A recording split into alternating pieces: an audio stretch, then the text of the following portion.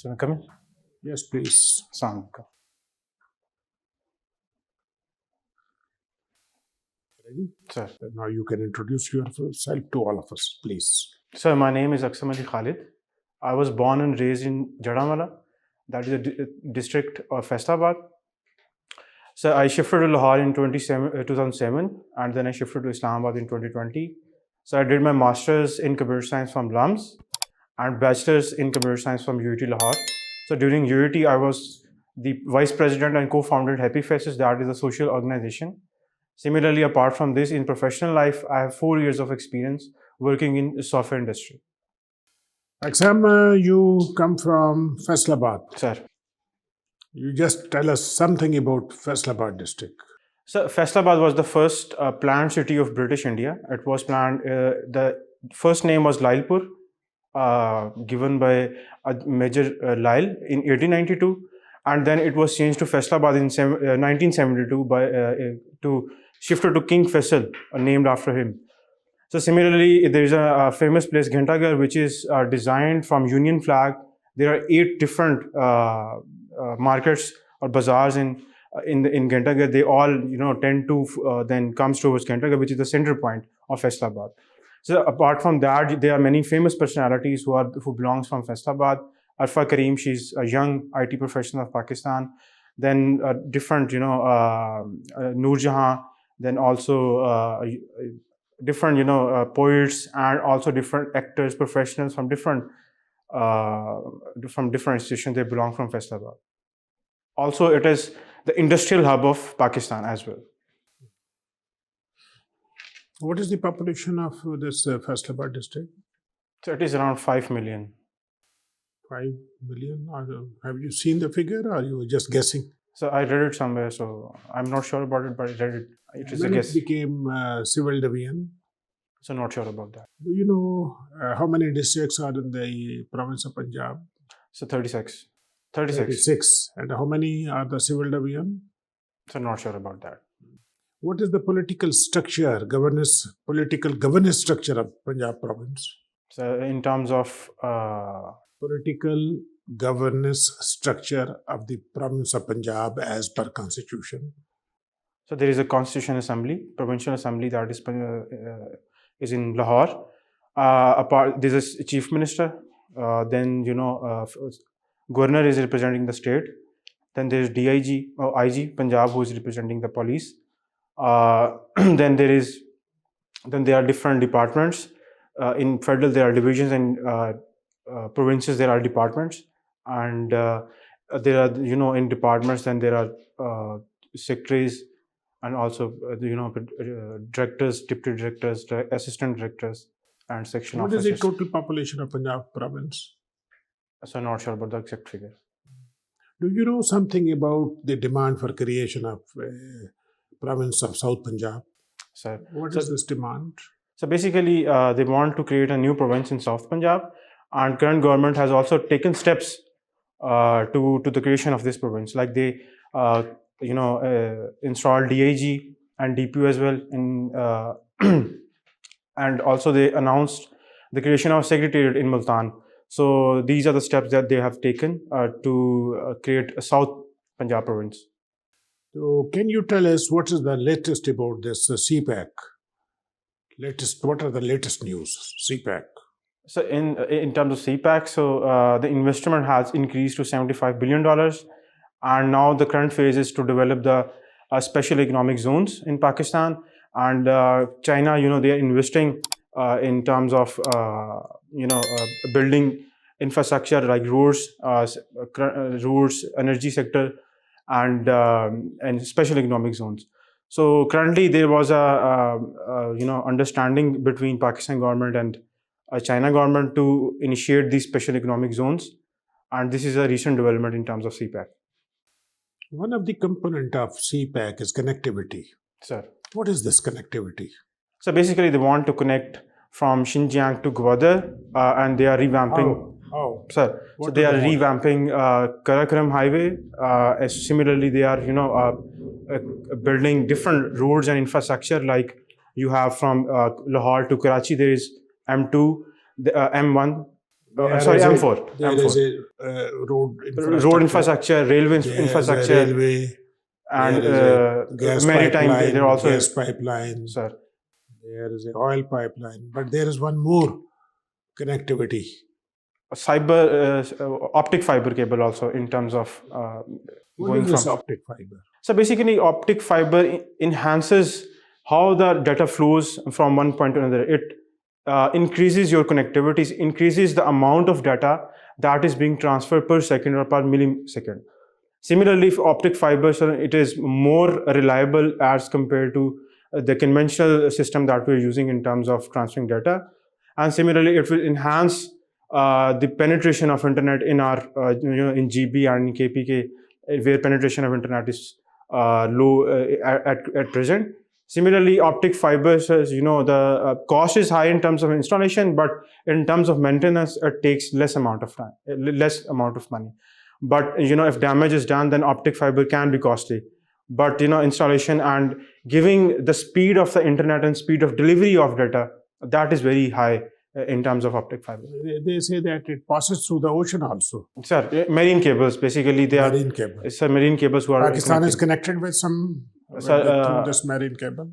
So I cannot exactly recall the name but we are connected to Singapore. I believe there is a cable that is being connected to that.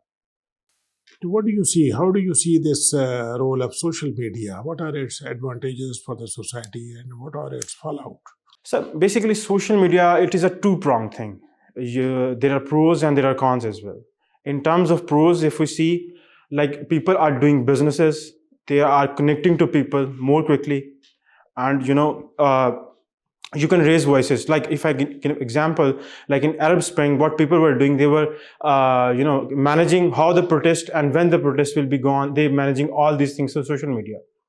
So, but it is a very a tough thing to get as well. Like in terms of what hybrid warfare we have seen, fifth generation warfare, in which minds are being manipulated with wrong data and with propaganda that is being done on social media as well. So in terms of that, social media is very lethal, and it needs to be catered well. And there should be some policies that are in place to make sure that no disinformation and no wrong data is being injected that can manipulate minds of the people. Aksam, how do you see the role of artificial intelligence in industry and in the life of common man in Pakistan? So AI, basically, what if I talk about AI is basically when machines are doing the thinking and they are making decisions, helping humans making decisions. These are intelligent machines. If I give an example, like Pakistan is on the way to provide microfinance. In microfinance, you are providing small loans to different people. And in terms of making decision, if that loan is going to be successful in terms of being returned, AI helps here. What AI does, like the machine will get a huge amount of data. A data set will be provided to the machine. Based on that data, the machine will learn how the person has been in the past, how his connections have been working, and whether if that person is going to be reliable or not. So based on that, these AI machines help you achieve those decisions that cannot be, that can take time for humans to take. So in Pakistan, if we focus on one thing, is that if government is also moving towards providing microfinances to people, like in Kamyab Jawan program or Kamyab Kisan program. So what they can do is they can implement these AI-based solutions to make decisions that whom they should be providing these loans. So AI can help here in Pakistan. Similarly, there are other avenues where AI can help us, like in defense or industrialization. Like in industrialization, we are using AI. We can use AI to increase the technology in terms of what robots can be. They can come in to increase the productivity. So this is how AI can help us. Thank you. PSP, Police Service of Pakistan. Sir. What does service denotes in the PSP, Police Service of Pakistan. Yes. Sir. What it denotes, like it is representing the high cadre of police in Pakistan, where you are appointed as an assistant super ASP at your first place. Then further on you go SP, SSP. No. My question is the police service of Pakistan. So in that context, what does service mean here?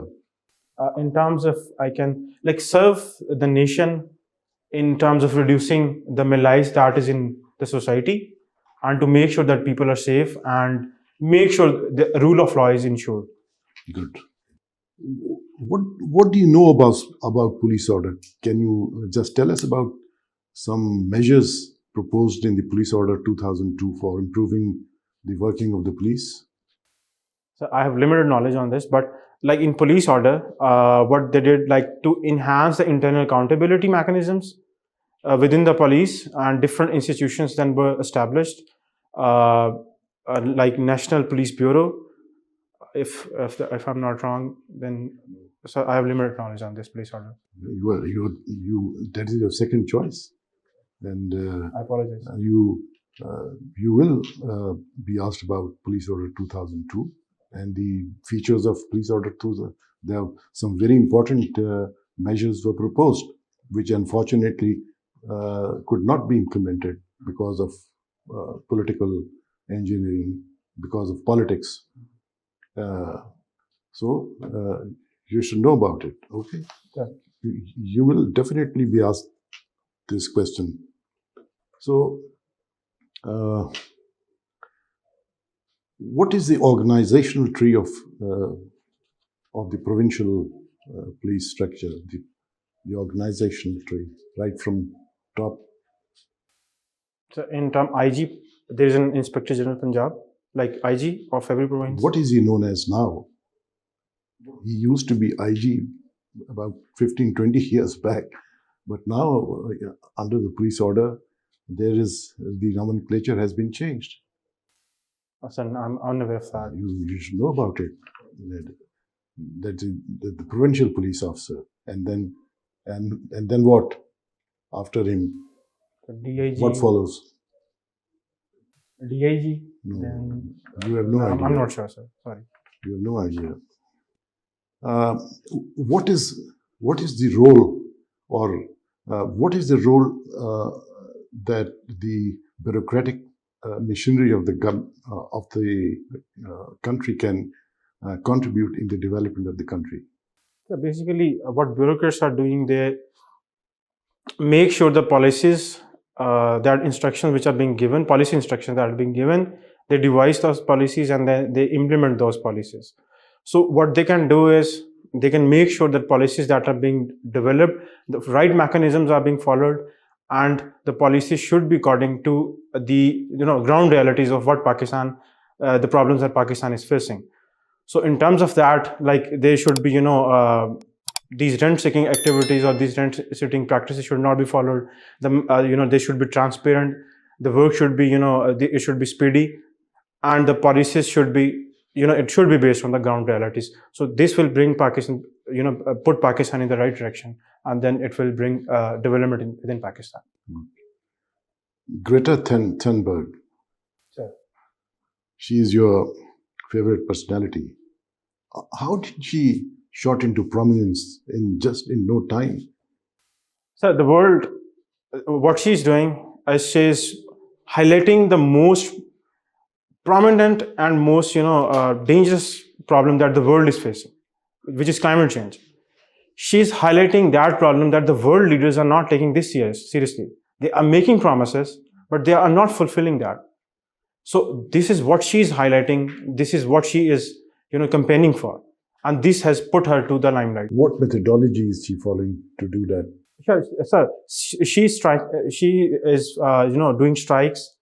Strikes on Friday. That is one campaign she is doing. Like in every Friday, she is campaigning for doing strikes to make sure that climate change problems are being heard and they are being addressed. Similarly, recently she addressed in the UN as well in a summit in which she highlighted that world leaders are making making promises and they are not following it. Like she specifically used the words blah blah blah. Like we have heard enough. Now we want solutions. Do not give us these words. We want solutions. Do you know about the latest UN report on climate change? Very, very. Sir, it is, it pointed out like the world which should be the climate change, the greenhouse gases emission that should be restricting 1.5 temperature, but we are not there. And the world is heading towards 2 degrees Celsius, and it will be very harmful for us. Like the world will get uninhabitable, and there will be more those events that are destructible. And we have seen that, like wildfires, like we have seen, different tsunamis, I can say, like different tornadoes or different, sea activities. The most important point in that was the average temperature of 2020, the average time of the whole year, the average temperature was greater than the last 10 years temperatures, average temperature of last 10 years. So you can very well imagine the problem, the great problem which we'll be facing in the future. And finally, work-life balance. That is your weakness. What is this work-life balance? So basically, when you want to spend time with your family, and you want to make sure that you are doing the job on like 9 to 6, if you say, and then rest of time is for your friends and family. But this is where work and life is being balanced. Like you are giving ample amount of time for your work, and you are giving ample amount of time for your family. So, but in my case, like from 2 to 3 years, like when from 2017, I was doing job. Is this your weakness? So like in terms of, I can say that like I'm not giving that much time to my family because of these. This has put me in such a situation where my family, they and my friends, they're asking me to spend more time, and this I want to work more. Okay, but please note that you should write such terms which are self-explanatory, right?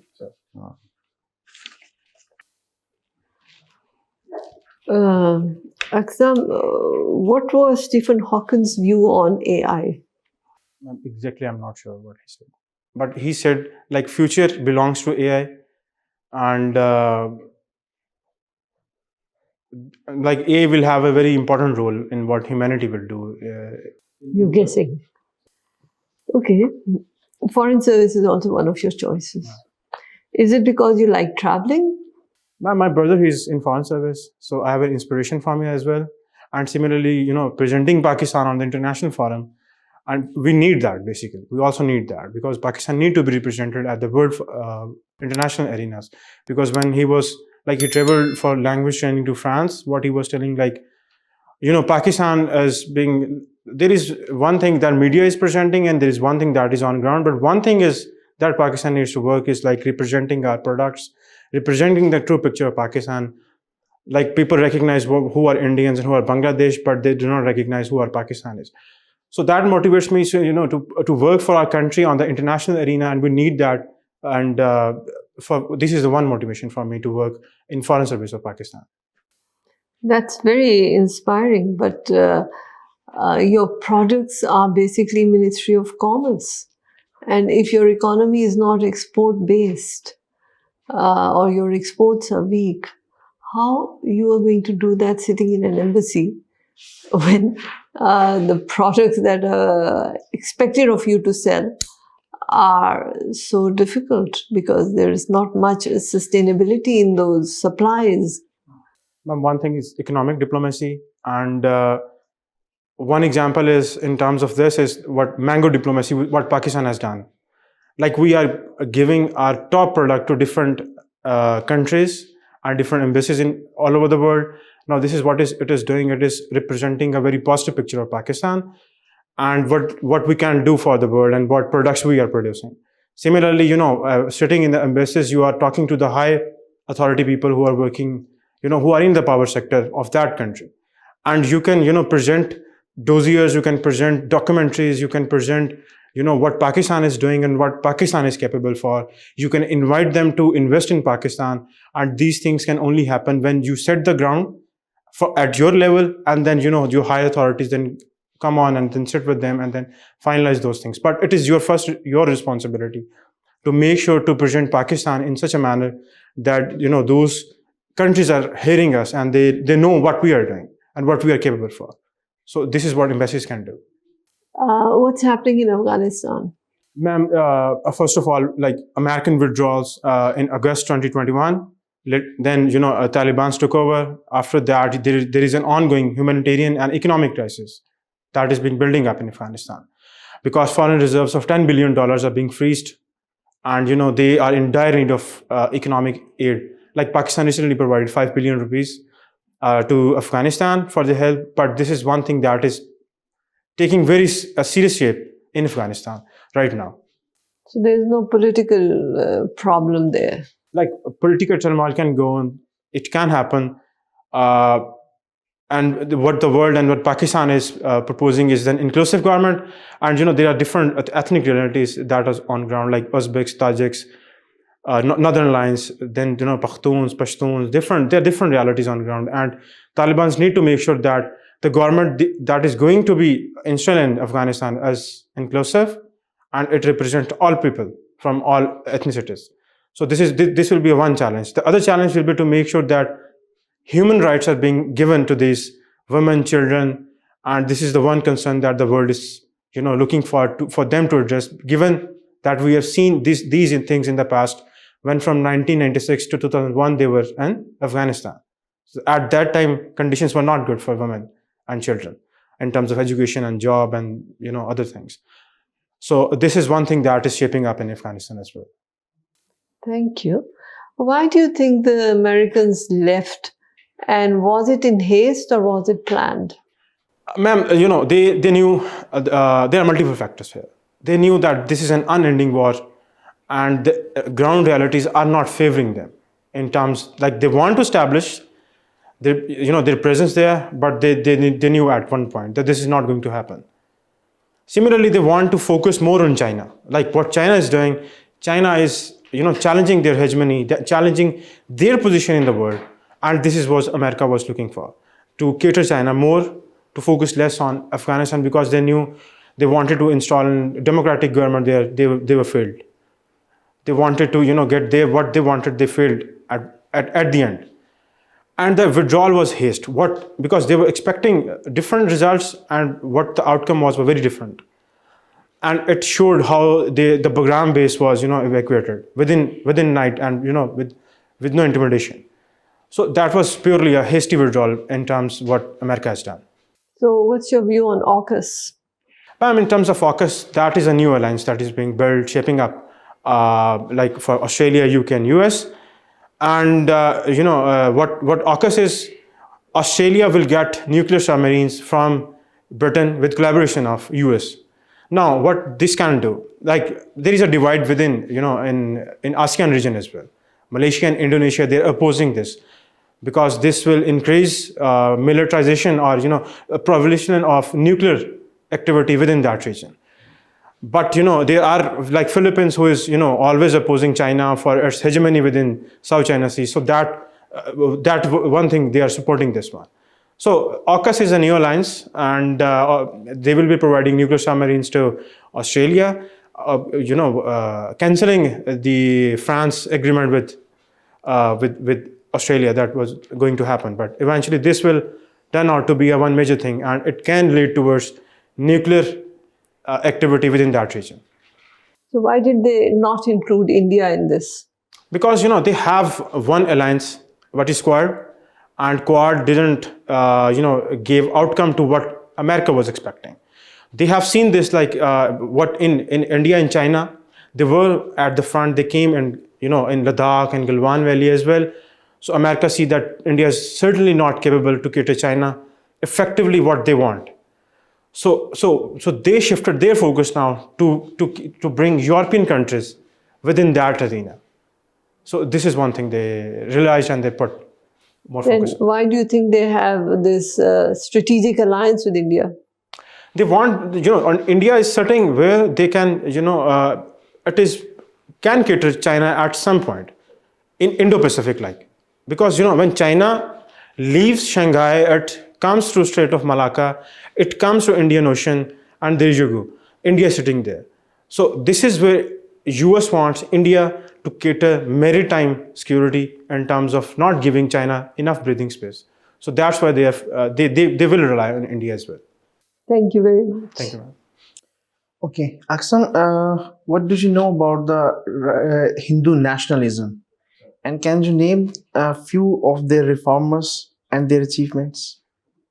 So Hindu nationalism, like what BJP is following, they want to, it is an RSS ideology. They want to promote Hinduism. They want, like, they believe that Hindu culture or Hindu religion is more superior, and it is, it should be promoted. What policies they have adopted, like in terms of CA, Citizen Amendment Act, not giving citizens to the other religious or ethnicities. So we have seen this Hindu nationalism in terms of BJP ideologies and RSS ideology. Where do you find the roots of Hindu nationalism? Sarwakar, I read his name. He is the one who, promoted and initiated this RSS ideology, where suppress other religions to promote Hinduism. So you have no idea about the Raja Ram Mohan Rai, Swami Dayanand, Ramakrishna? No. Okay, tell why did Indian political parties boycott Simon Commission in 1927? Because it provided separate electorate rights to the Muslims, and similarly, providing these things was, very detriment for the creation of Pakistan, because they were realizing that yes, Muslims are existing in subcontinent, and that is a reality. So this is I'm what asking about Simon Commissions. Why did political parties did boycott of Simon Commission? Anyhow, okay.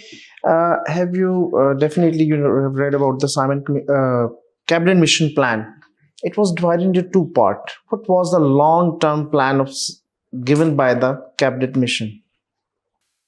So cabinet mission, basically it to make the constitution, if I'm not wrong, to make the constitution of India, to then transfer the power to Indians, because at that time Britain was involved in World War, and then they were on the pressure was at that end. So Indians want to get they want to transfer that power to Indians, constitution to be made, and then provinces to have decide their own fate if they want to settle for Indians or for the Muslim majority, what they want to decide. Okay, what did you know about the nationalization in during the Bhutto regime? Where the industries or these industrialization was they were taken over by the government, and these become state-owned enterprises. So this was the main nationalization program by the Bhutto. Okay, one last question from US history. How you can differentiate Jacksonian democracy with the early politics of America? So basically, Jackson was pro-democratic, but he's also known the age of common man, in which he provided more rights to people. Voting were increased to I believe 24 million at the end when he was in his last term. Before that, Thomas Jefferson, like, they were anti-federalist and they want to give more power to the states, while Jackson was more federalist. He want to make president strong. That's why he did more vetoes. Then he brought spoil system as well, in which if president is coming to power, he will bring his own persons to the power. Rotation of office as well, in which a person was installed for one term or 1 year, then another person will come. So he was, like before Jackson, there were people who were, you can say that more rich, and they were more centric towards their own things. They was, giving states the power and giving power to those people who are in authority, who have, more money or who are rich. Because Jefferson said that if a person who has more money, or if a person has less money, he has no stake to decide the future of a nation. So that's why they didn't give much power to the people to vote, and very specific people were choose to vote to make the government. So what Jackson did, he provided more power to the people in terms of providing votes, then in terms of providing more representation in the government. Okay, thank you. Okay, I think let's close this formal section. Let's have a sort of an informal discussion. Aksam, just informal discussion. You want to ask anything from all of us, we can respond. and you can give us your assessment. What do you think? How you have performed in this interview? So, in my opinion, so I was weak on specifically on the police part, and there were some areas I was lagging. But overall, for me, it was like 60 to 70%, and in my opinion, I can do much better than that. No, but I think you have done good. You are intelligent. Your communication skills are very fine. You have got good personality.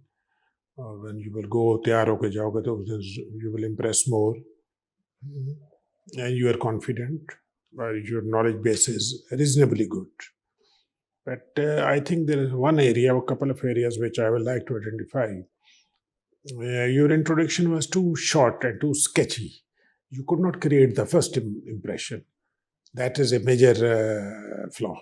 You need to focus on that. What you need to do is to structure your introduction. लिखो. आज computer पे बैठ जाओ, laptop पे तो लिखो अपने बारे में. What do you feel about yourself? What do you think about who you are? Write it down. उसको फिर करके फिर उसको शॉर्ट करो, कटिंग करो, फालतू रेपिटेशन हो जाएगी, उसमें कटिंग करो, तो 1 पेजर बना लो 1 मिनट का लिए. तो that will be your introduction. ठीक है ना? उसमें आप अपनी पर्सनालिटी, अपना पर्सनल एबिलिटीज़ हैं, आपकी एजुकेशन है, फैमिली है, योर एम्बिशन, मोटिवेशन, सब्जेक्ट, मतलब उसको आपने खुद बनाना है जैसे सीवी होता है. तो वो फिर आप अपना you prepare it and you rehearse before the mirror, ताकि तुम्हें पता चले कि फर्स्ट इंप्रेशन कैसे क्रिएट करना है. ठीक है सर. तुम्हारा फर्स्ट इंप्रेशन पुअर था हमारे लिए, but you later on with you were able to take off. दूसरा है कि न्यूज़पेपर के साथ रिमेन इन टच. गुज़श्ता 3 महीने के न्यूज़पेपर अगले मुस्तकिल जब तक टेल यूर इंटरव्यू, तो वो रेगुलर बेसिस पे उसमें keep in touch with the news. Balochistan issues हैं, IMF के इश्यूज़ हैं, FAF के इश्यूज़ हैं, अफगानिस्तान क्राइसिस चल रहा है, lot money issues, let money things which we can discuss. तो और थोड़ी सी मिरर प्रैक्टिस करो तो देन यू कंट्रोल योरसेल्फ. मुझे लगता है कि तुम धुआंधार तकरीर तो करते हो, कंट्रोल से बाहर हो जाते हो. तो just you see this is a sort of a conversation जब होती है ना, तो उसमें you need to give pause and you need to listen and you need to speak. तो otherwise you are fine, you will be able to make it. लेकिन Punjab is very competitive. तो अभी ये है कि since you are with us, तो you know keeping in view our experience, we will advise you these things. So with these things you will be able to perform a little bit better. Please. ये तो आपने खुद ही कह दिया, ये police वाला मामला तो बिल्कुल ही आपका, you didn't know anything. Police आपकी सेकंड चॉइस है. तो बाकी आपने अच्छे जवाब दिए हैं. थोड़ी सी बहुत सीरियस आपके लुक्स हैं. इसको जब शीशे के सामने खड़े हो गए, थोड़ा सा इसको जो है ना मेलो डाउन करें, जो स्माइल लाने की कोशिश करें. ठीक है? हाँ, सरीन लुक देता है बहुत. लेकिन बहरहाल यू स्पोक वेल और आपके आंसर्स बड़े अच्छे थे. I endorse the views of the preceding colleagues. You have presented yourself well. एक तो फेवरेट पर्सनालिटीज कंट्रोवर्शियल कभी ना दिया करो. They should be neutral. ये activist, because your favourite personality is basically your statement. So that's why इन्होंने आपसे फिर एनवायरनमेंट, क्लाइमेट चेंज पे सवालात शुरू कर दिए. ठीक है? So please look at your favourite personalities and put in those personalities that you have good knowledge of and they are not controversial. Okay. Because by putting controversial, you are making yourself controversial. Okay? So avoid doing that. Secondly, I would say that in your responses, you do come out as very opinionated. So I would recommend that in your responses you should come out as analytical rather than opinionated. So you have to rephrase your statements to come out as a neutral, analytical observer of issues. Other than that, you're fine, and I wish you all the best. Okay, well, Aksam, you're good. You have good understanding about US history, but what's your understanding about Pakistan studies? Pre-partition is वो मैं भी कर रहा हूँ is not that good. तो क्योंकि main focus जो है वो ये यूएस हिस्ट्री और पोस्ट पार्टीशन कॉन्स्टिट्यूशनल डेवलपमेंट्स और उसके बाद रहा है थोड़ा. आपको साइमन कमीशन के बॉयकॉट की वजह नहीं पता. लॉन्ग टर्म प्लान जो था कैबिनेट मिशन प्लान का, उसको आप अच्छी तरह से एक्सप्लेन, अगर आपको पता भी है तो एक्सप्लेन नहीं कर पा रहे थे. तो बाकी आपके सारे आंसर्स बहुत अच्छे हैं.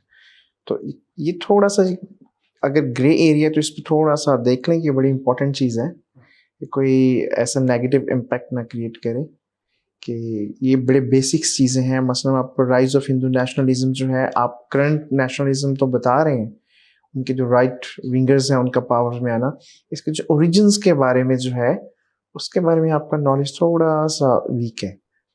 तो US history is good enough.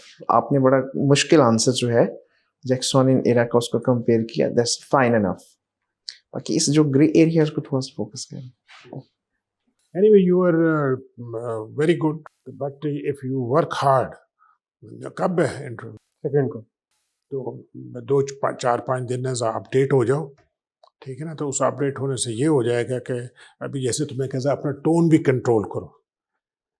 एक पार्ट है ओरिजिनलिटी भी तो ठीक है, अदरवाइज कॉमन लाइफ में तो ठीक है, लेकिन वहाँ टोन अपने थोड़ा सा कंट्रोल करो. तो बाकी ठीक है यार, best of luck. Thank you sir. ठीक है.